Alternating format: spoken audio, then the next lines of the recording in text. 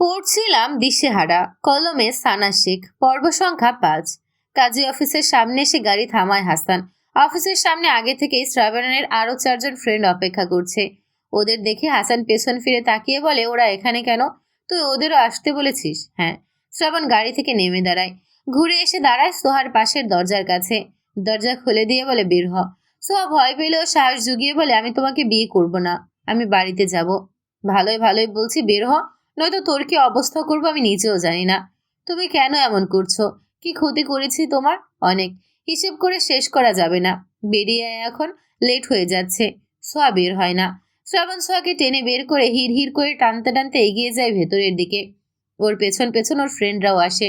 ভাগ্যক্রমে কাজী অফিস এখন আর কোনো মানুষ নেই। আজকে কি শ্রাবণ চৌধুরী একাই বিয়ে করবে নাকি? শ্রাবণ ওর এক ফ্রেন্ডের দিকে হাত বাড়ায়। ছেলেটা একটা খাম শ্রাবণের হাতে দেয়। কাজীর সাথে কথা বলে পেপারস রেডি করতে বলে ওনার পাওনা পরিশোধ করে দেয় আগেই। সোহার কান্না শুনে ওর ইচ্ছে করছে ঠাটিয়ে একটা চর বসিয়ে দিতে। এই ন্যাকা কান্না ওর একদম সহ্য হয় না আগে থেকেই। কাজী সাহেব শ্রাবণের দিকে তাকিয়ে বলে, দিনমোহর কত লিখবো? আপনার যা হয় ইচ্ছে হয় লিখে দিন। পাশ থেকে শ্রাবণের এক ফ্রেন্ড বলে, কোটিপতি পাত্র, তাই কোটি টাকায় লেখেন। দেনমোহর পরিশোধ না করলে স্ত্রীর কাছে যেতে পারবে না। শ্রাবণ বিরক্তি মাখা স্বরে বলে, ওকে তো ছুবই না আমি। হাসান বিস্ময় নেই বলে, তাহলে বিয়ে করছিস কেন? দখল করে রাখছি মানে? শ্রাবণ হাসানের কথার উত্তর দেয় না। কাজের দিকে তাকিয়ে বলে, দিনমোহর লেখার প্রয়োজন নেই, তাহলে অল্প হলেও দিতে হবে। শ্রাবণ নিজের পাঞ্জাবি আর প্যান্টের পকেট হাতে যা পায় তাই বের করে। ২,০১৫ টাকা। কাজের দিকে তাকিয়ে বলে, ২,০১৫ টাকা লিখুন। সোহার ডান হাত উঁচু করে ধরে হাতের মুঠোয় টাকাগুলো ধরিয়ে দিয়ে বলে, এই নে ধর, তোর দেনমোহরের টাকা। পাশ থেকে এক ফ্রেন্ড বলে, কোটিপতি হয়ে তুই মিসকিনের চেয়েও কম দেনমোহর দিলি শ্রাবণ। কম করে হলেও ১০ লাখ দেওয়া উচিত ছিল। শ্রাবণ বিরক্তি নিয়ে তাকিয়ে বলে, মাথা খারাপ না করে চুপ করে বসে থাকতো। কাজীর সাহেব পেপারস রেডি করে দুজনের দিকে এগিয়ে দেন। সোহার দিকে কলম এগিয়ে দিয়ে বলেন, এই জায়গায় সই করে দাও। সোহার চোখ তুলে কাজী সাহেবের দিকে তাকায়। সোহার চোখ বেয়ে অবিরাম পানি গড়িয়ে পড়ছে। দুদিকে মাথা নাড়িয়ে কান্না জড়ানো গলায় বলে, এই বিয়ে আমি করব না। শ্রাবণ ক্ষিপ্ত দৃষ্টিতে সোহার দিকে তাকালো। সোয়াল চেপে ধরে দাঁতে দাঁত পিষে বলে, ১ মিনিটের মধ্যে সই করবি নয়তো। শ্রাবণের আঙুলের চাপে সোহার মনে হচ্ছে চোয়ালের হাড় ভেঙে যাবে এখনই। শ্রাবণ পুনরায় বলে, সই কর দ্রুত। বিয়ে তোর আমাকেই করতে হবে, সেটা মস্তিষ্কে গেঁথে নে। সোহা শ্রাবণের হাত সরিয়ে দেওয়ার চেষ্টা করে। শ্রাবণ নিজেই হাত সরিয়ে নেয়। সোহার হাতে কলম গুজে দিয়ে বলে, দ্রুত কর। সোহা খুব ভালো করে বুঝতে পারছে এই শ্রাবণ নামক জালেমের হাত থেকে ওর রক্ষা নেই। শুধুমাত্র স্পর্শ ওকে ভালোবাসে বলে এভাবে জোর করে বিয়ে করবে। চোখের পানি ফেলতে ফেলতেই এলোমেলো কাপা কাপা হাতে সই করে দেয়। শ্রাবণ সময় না নিয়ে দ্রুত সই করে দেয়। ধর্মীয় ভাবেও বিয়েটা হয়ে যায়। বিয়ের সাক্ষী শ্রাবণের ২ জন ফ্রেন্ড। বিয়ে সম্পন্ন হতে সোহার হাত ধরে টেনে নিয়ে অফিসের ভেতর থেকে বেরিয়ে আসে। হাসানের কাছ থেকে গাড়ির চাবি নিয়ে সোহাকে ফ্রন্ট সিটে বসিয়ে দেয়। দরজা লক করে ৫ ফ্রেন্ডের দিকে তাকিয়ে বলে, সাইমন, মামার রেস্টুরেন্ট থেকে যা ইচ্ছে খেয়ে নিস, বলবে আমি পরে পেমেন্ট করে দেব। ৫ জন মাথা নাড়ায়। শ্রাবণ নিজে ড্রাইভিং সিটে উঠে বসে। সোহার দিকে তাকায় একবার। সোহা মাথা নিচু করে কেঁদেই চলেছে। ভালোবাসলো এক ভাইকে আর বিয়ে করলো আরেক ভাইকে। গত ১ সপ্তাহে স্পর্শকে ভালোবেসে ফেলেছে। স্পর্শ আর শ্রাবণ, এই ২ ভাইয়ের স্বভাব চরিত্র সম্পূর্ণ আলাদা। স্পর্শর চেহারা আলাদা, একটা মায়ামায়া ভাব আছে যেটা শ্রাবণের চেহারায় নেই। শ্রাবণ গাড়ি নিয়ে চলে যেতে ওর এক ফ্রেন্ড হাসানের দিকে তাকিয়ে বলে, শ্রাবণ এই মেয়েকে কেন বিয়ে করলো এভাবে জোর করে? পুরোটা আমি নিজেও জানি না। সোহা শ্রাবণের কাজিন। আজকে সোহার সাথে শ্রাবণের ছোট ভাই স্পর্শের বিয়ে ছিল। হাসানের কথা শুনে ৪ জন চমকে ওঠে। একজন বিস্ময় নিয়ে বলে, শ্রাবণের ছোট ভাইয়ের হবু বউকে এভাবে বিয়ে করলো? হ্যাঁ, ছোট ভাইকে তো সহ্য করতে পারে না, তাহলে তার হবু বউকে কেন বিয়ে করলো? গাধা, বুঝিস না কিছু? চৌধুরী বাড়ির গেট পেরিয়ে ভেতরে প্রবেশ করে শ্রাবণের গাড়ি। বাড়ির ভেতর পরিবারের সকলের চেঁচামেচি শোনা যাচ্ছে। শ্রাবণ জানে এই চেঁচামেচির কারণ। সোহা সময় মতো সেন্টারে পৌঁছায়নি। পার্লারে গিয়েও খুঁজে পায়নি। ২ জনকে কল করেও পায়নি। গেস্টরা বোধহয় সবাই সেন্টারে চলে গেছে এতক্ষণে। গাড়ির ভেতর থেকে বেরিয়ে সোহাকে টেনে বের করে। সোহা কেঁদে দিয়ে বলে, আমি ভেতরে যাব না। আমি এই মুখ কাউকে দেখাতে পারবো না। মুখ তো দেখাতেই হবে তোর। যা বলার আমি বলবো, তুই শুধু চুপচাপ দাঁড়িয়ে থাকবি। মুখ খুলে একটা কথা বললে একদম জানে মেরে ফেলবো। ভেতরে চল এখন। সোহা শক্ত হয়ে দাঁড়ায়। শ্রাবণ ঘাড় কাত করে তাকায় ওর মুখের দিকে। চোখ উল্টে আবার আকাশের দিকে তাকিয়ে কিছু একটা ভাবে। পুনরায় সোহার মুখের দিকে তাকিয়ে শয়তানি একটা হাসি ফুটিয়ে তোলে চোখে মুখে। সোহাকে পাজা কোলে তুলে নিয়ে ভেতরের দিকে এগিয়ে যেতে যেতে বলে, ভেতরে গিয়ে মুখ দিয়ে একটা টু শব্দ বের করবি না, করলে তুই আজকে খতম। ভয়ে সুহা চুপচাপ রইল শ্রাবণের কোলে। দুজন ভেতরে প্রবেশ করতেই ড্রয়িং রুমে উপস্থিত সবাই ওদের দুজনের দিকে দ্রুত এগিয়ে আসে। সুহাকে শ্রাবণের কোলে দেখে অনিমা চৌধুরী বলেন, সুহার কি হয়েছে? ওকে কোলে তুলে নিয়ে এসেছো কেন? পার্লারে না গিয়ে কোথায় গিয়েছিলে? শ্রাবণ সকলের দিকে নজর বুলিয়ে সোফার দিকে এগিয়ে যায় কোনো উত্তর না দিয়ে। অনিমা চৌধুরী আতঙ্কিত হয়ে বলেন, সুহার কি হয়েছে? ও কাঁদছে কেন? শ্রাবণ ঘাড় কাত করে তাকায়। ওর তাকানো দেখে সকালে বুঝতে পারে কিছু একটা তো হয়েছে। কেঁদে কেটে সুহার বেহাল দশা। আর অনিমা চৌধুরী সুহার দিকে আগাতেই শ্রাবণ বাধা দিয়ে গম্ভীর স্বরে বলে, আমার স্ত্রীর দিকে আগাবেন না আপনারা, কেউ ছোবেনও না ওকে। ড্রয়িং রুমে যেন বিস্ফোরণ ঘটে। সকলের চোখ যেন কোটর থেকে বেরিয়ে আসতে চাইছে। বাকরুদ্ধ সবাই। কি বলছে এই ছেলে? ওর স্ত্রী মানে? শামীম রেজা চৌধুরী শ্রাবণের সামনে এসে দাঁড়িয়ে বলেন, শ্রাবণ কি বলছে এসব? সোহা তোমার স্ত্রী হতে যাবে কেন? শ্রাবণ বাবার দিকে তাকায়ও না, কিছু বলেও না। শাহিন রেজা চৌধুরী বলেন, শ্রাবণ তোমার কোথায় ছিলে এতক্ষণ? শ্রাবণ কাকার দিকে তাকিয়ে বলে, কাজী অফিসে। সকলে শকড। কাজী অফিসে কেন? কাজী অফিসে মানুষ কি করতে যায়? নিশ্চয় বিয়ে করতে যায়। আমরাও বিয়ে করতে গিয়েছিলাম। স্পর্শ নিচে এসে বড় ভাইয়ের কথা শুনে স্তব্ধ হয়ে দাঁড়িয়ে গেছে। আর আগাতে পারছে না, কিছু বলতেও পারছে না। এসব কি বলছে ওর ভাই? সোহাকে বিয়ে করেছে মানে? একটু পর তো ওর সাথে সোহার বিয়ে হওয়ার কথা। ওর ভালোবাসা, ওর সোহা। শরীর ঠেলে নিয়ে বড় ভাইয়ের সামনে এসে দাঁড়ায় স্পর্শ।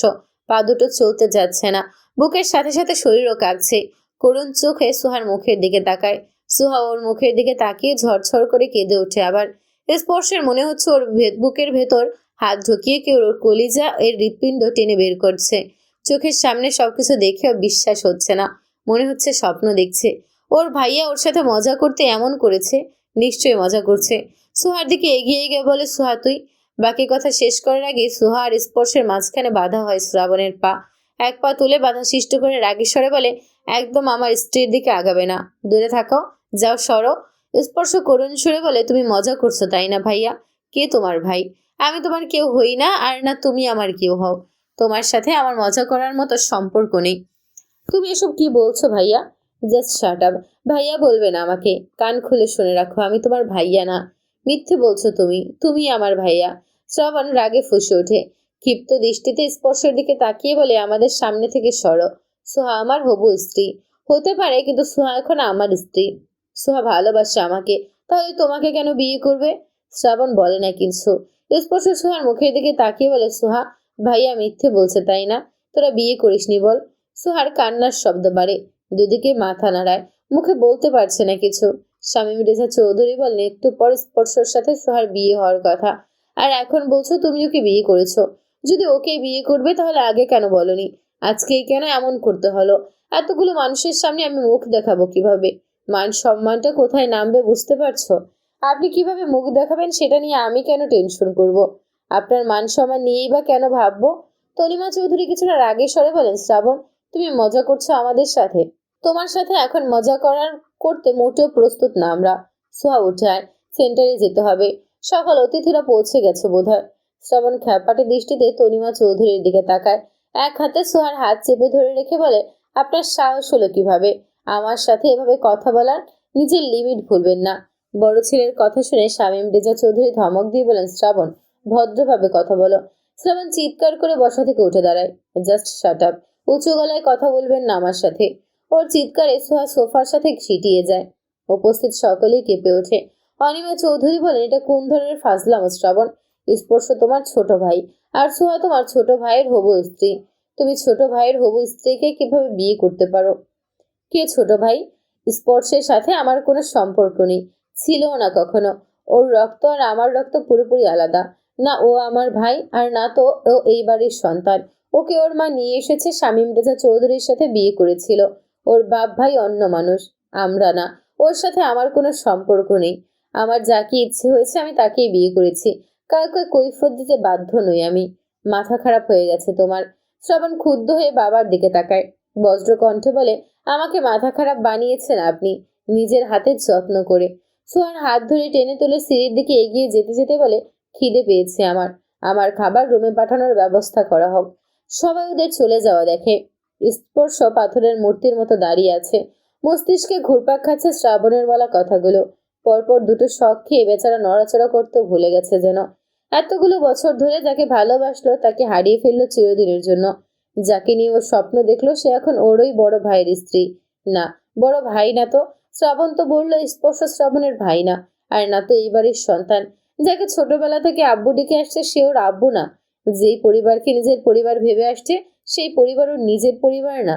যেই বাড়িকে নিজের বাড়ি মনে করে আসছে সেই বাড়ি ওর না। তাহলে ওর আসল পরিচয় কি? নিজের রুমে প্রবেশ করে সোহাকে প্রায় ছুঁড়ে ফেলার মতো করে ঠেলে দেয় শ্রাবণ। নিজেকে সামলাতে না পেরে ফ্লোরে আছড়ে পড়ে সোহা। ব্যথা পেয়ে আরো জোরে কেঁদে ওঠে। শ্রাবণ দরজা লাগিয়ে সোহার সামনে এসে বসে পায়ের উপর ভর করে। সোহা চোয়াল চেপে ধরে দাঁতে দাঁত পিষে বলে, আমার সামনে একদম ন্যাকা কান্না কাঁদবি না। কাঁদবি তো তোর জিহ্বা টেনে ছিঁড়ে ফেলবো। মুখ বন্ধ কর দ্রুত। সোহা শ্রাবণের মুখের দিকে তাকায় এবার। হিংস্র চেহারা দেখে সাথে সাথেই দৃষ্টি নামিয়ে নেয়। কান্না বন্ধ করতে চাইলেও পারছে না। শ্রাবণ ওকে ছেড়ে দিয়ে উঠে বসে বিছানায়। সোহা মুখে হাত চেপে অন্যদিকে ঘুরে বসে থাকে। ওর ভবিষ্যৎ যে সুখের নয় সেটা এখনই বুঝতে পারছে। তনিমা চৌধুরী স্পর্শকে ধরে ঝাঁকিয়ে দিয়ে বলেন, স্পর্শ, এরকম ভাবে দাঁড়িয়ে আছিস কেন? স্বাভাবিক হ। স্পর্শ ওর মায়ের মুখের দিকে তাকায়। নিজের বাহু থেকে মায়ের হাত সরিয়ে দিয়ে গম্ভীর স্বরে বলে, আমি এই বাড়ির ছেলে না। ভাইয়া আমার ভাই না। আব্বু আমার আব্বু না। এই বংশের রক্ত আমার শরীরে নেই। তনিমা চৌধুরী চুপ করে থাকেন। স্পর্শ চিৎকার করে ওঠে, কথা বলছো না কেন? আমার প্রশ্নের উত্তর দাও। বলো আমার আসল বাবাকে, আমার আসল পরিচয় কি? কোন বংশের রক্ত আমার শরীরে? কোন বাড়ির ছেলে আমি? ছেলের চিৎকারে তনিমা চৌধুরী কেঁপে ওঠেন। ওনার শান্ত ছেলেটা শ্রাবণের মতো এভাবে চিৎকার করছে কেন? স্পর্শ তো এমন স্বভাবের ছেলে না। শামীম রেজা চৌধুরী ছোট ছেলের কাছে এগিয়ে আসেন। ছেলের বাহুতে হাত রেখে বলে, স্পর্শ শান্ত হও। স্পর্শ বাবার মুখের দিকে তাকিয়ে কাতর স্বরে বলে, আব্বু, তুমি আমার আব্বু না?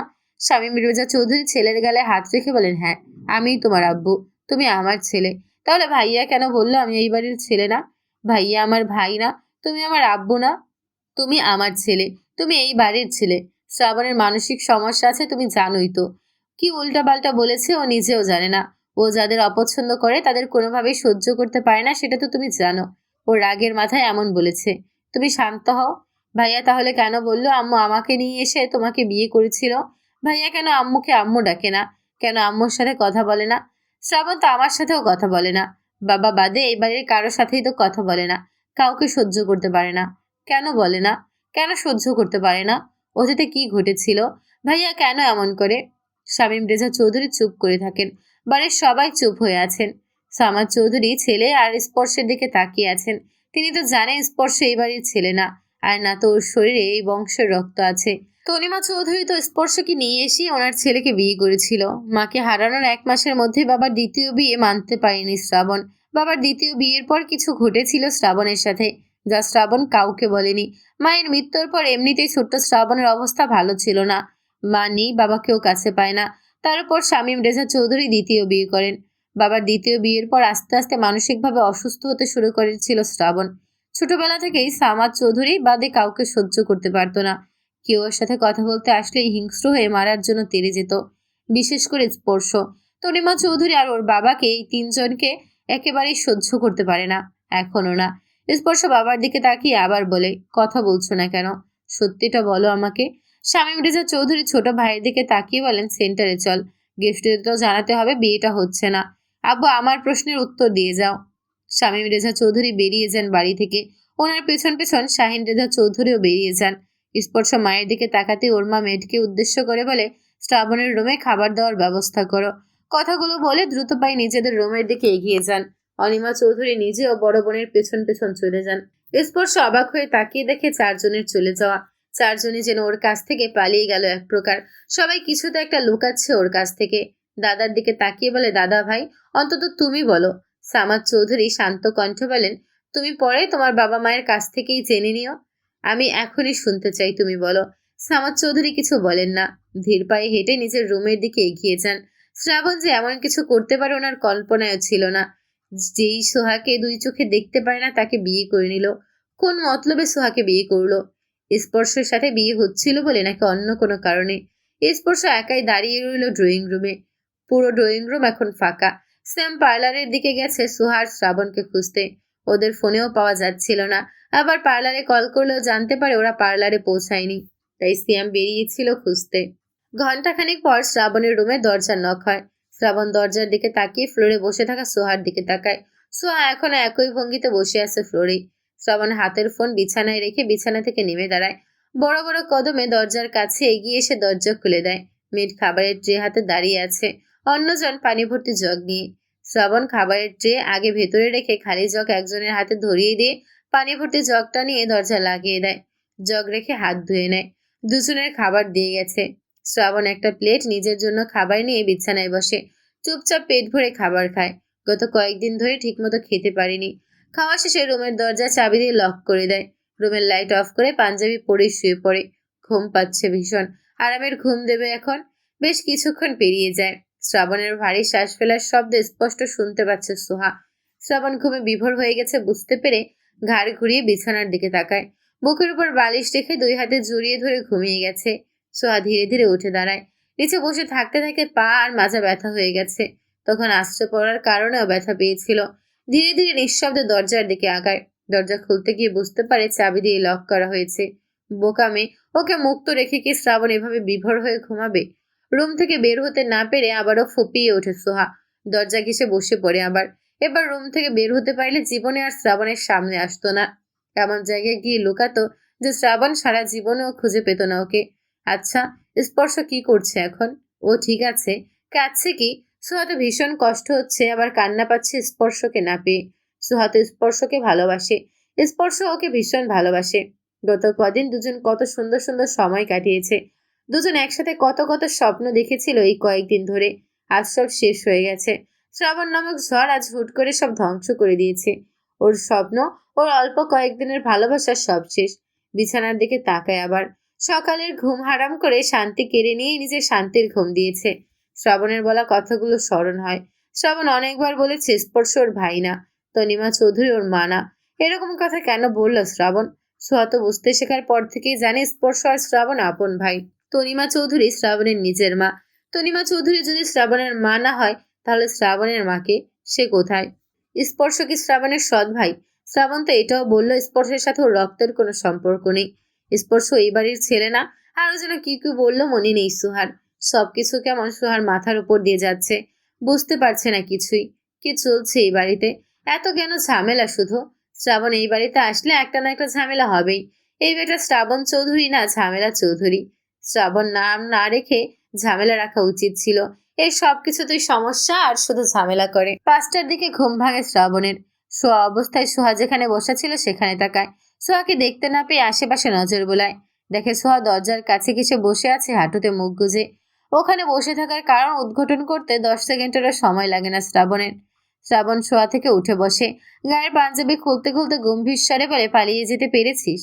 তড়িৎ গতিতে মুখ তুলে শ্রাবণের দিকে তাকায় সোহা। শ্রাবণ পাঞ্জাবি রেখে উঠে দাঁড়িয়ে ওয়াশরুমের দিকে এগিয়ে যেতে যেতে বলে, আমার অনুমতি ব্যতীত তুই ওয়াশরুমেও যেতে পারবি না। সেখানে রুমের বাইরে যাওয়া তো প্রশ্নই ওঠে না। কথাগুলো বলতে বলতে ওয়াশরুমের দরজা ঠেলে ভেতরে প্রবেশ করে। সোহা আগের মতোই বসে রইল। জীবনে কি পাপ করেছে যে শ্রাবণের মতো একটা সমস্যার সাথে ওর জীবন জড়িয়ে গেল? শাওয়ার নিয়ে কোমরে টাওয়াল পেঁচিয়ে বেরিয়ে আসে শ্রাবণ। সোহা একবার তাকিয়ে সাথে সাথে দৃষ্টি নামিয়ে নেয়। শ্রাবণ কাবারের দিকে এগিয়ে যেতে যেতে বলে, ভুলেও তোর নোংরা দৃষ্টি আমার উপর দিবি না, নোংরা মহিলা।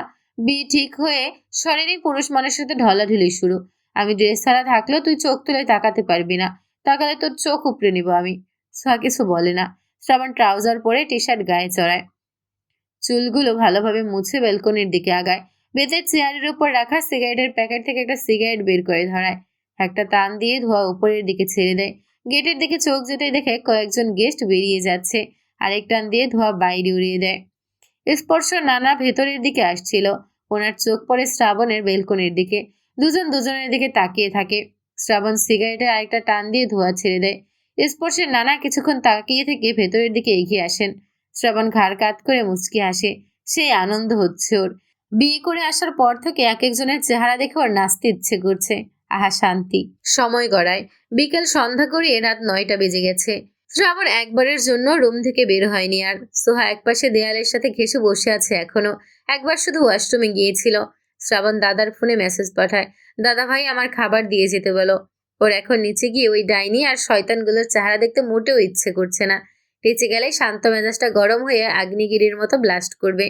5 মিনিট হওয়ার আগেই মেয়েট খাবার দিয়ে যায় দুজনের জন্য। শ্রাবণ নিজের খাবার নিয়ে খেতে শুরু করে। সোহার দিকে একবার তাকিয়ে আবার বিরিয়ানি তুলতে তুলতে বলে, না খেয়ে মরতে চাস নাকি এখনই? খাবার খা, খেয়ে বেঁচে থাক। তুই মরে গেলে তো আমার শান্তিও মরে যাবে, তাই তোর বেঁচে থাকা প্রয়োজন। দ্বিতীয়বার আর বলবো না, দ্রুত খা। শেষের কথাগুলো রাগী গলায় বলে। সোহা উঠে দাঁড়িয়ে শরীর টেনে নিয়ে আসে খাবারের কাছে। সে সকাল 10টার সময় খেয়েছিল, তারপর সারাদিন ধরে না খাওয়া। শরীর এখন শক্তিও পাচ্ছে না, কেঁদে কেটে অবস্থা আরো খারাপ। মৃত্যুকে ভয় পায় সোহা, ও এখনই মরতে চায় না, আরো অনেক বছর বাঁচতে চায়। দুপুরে খেতে ইচ্ছে করেনি, আর এখন শ্রাবণের ভয়ে খাচ্ছিল না। শ্রাবণ আরেক লোকমা মুখে পড়ে বলে, নিচে বসে খাবি? সোহা প্লেটে খাবার নিয়ে নিচেই বসে। শ্রাবণ বিছানায় বসে খাচ্ছে। সোহা বুঝতে শেখার পর থেকে কোনোদিন চেয়ার টেবিল ছাড়া বসে খাবার খায়নি, আর আজকে নিজ বাড়িতে ফ্লোরে বসে খেতে হচ্ছে। কয়েক লোকমা জোর করে গেলে ফুপিয়ে ওঠে মেয়েটা। শ্রাবণ বিরক্তিতে মুখ দিয়ে চসূচক শব্দ উচ্চারণ করে। সোহার দিকে তাকিয়ে জোরে ধমক দিয়ে রাগী স্বরে বলে, মুখ দিয়ে আরেকটা শব্দ বের হলে তোর মুখ সিল করে দেবো সারা জীবনের জন্য। সোহা শ্রাবণের দিকে তাকায় না, প্লেট হাতে নিয়ে আরো দূরে সরে বসে, যেন ভুল করে মুখ দিয়ে শব্দ বের হয়ে শ্রাবণ শুনতে না পায়। খাওয়া শেষ হয় শ্রাবণের। প্লেট নিচে রেখে দেয় এলোমেলো ভাবে, হাত ধুয়ে এসে কতক্ষণ ফোন চাপে। সোহার খাওয়া শেষ হতেই লাইট অফ করে দিয়ে বিছানায় উঠে শুয়ে পড়ে। গম্ভীর স্বরে বলে, তুই ফ্লোরে ঘুমাবি, বিছানা বালিশ ছাড়া। মনের ভুলেও বিছানায় হাসার সাহস করবি না, আর কাউচেও না। আর একবার যদি তোর নাক টানার সাউন্ড আমার কানে আসে, সেদিনের কথা ভুলিসনি নিশ্চয়ই। সোহা বসে রইল আগের মতোই। জন্মের পর থেকে যেই মেয়ে তুলতুলে ম্যাট্রেসে ঘুমিয়ে বড় হয়েছে, সেই মেয়ে এখন এই শক্ত ফ্লোরে কিভাবে ঘুমাবে, তাও বিছানা বালিশ ছাড়া। বালিশ ছাড়া ঘুমানো যায়? কাউচে ঘুমাতে নিষেধ করে দিয়েছে। একটা মানুষ এত এমন কি করে হতে পারে? একটুও কি দয়া মায়া নেই? আমি স্পর্শ নই যে তাকিয়ে তাকিয়ে দেখবি। নিজের দৃষ্টি সংযত কর, নয়তো তোর চোখ কানা করে দেব। দ্রুত ঘুরে বসে সোহা। অন্ধকারের মধ্যে কিভাবে বুঝলো সোহা বিছানার দিকেই তাকিয়ে আছে?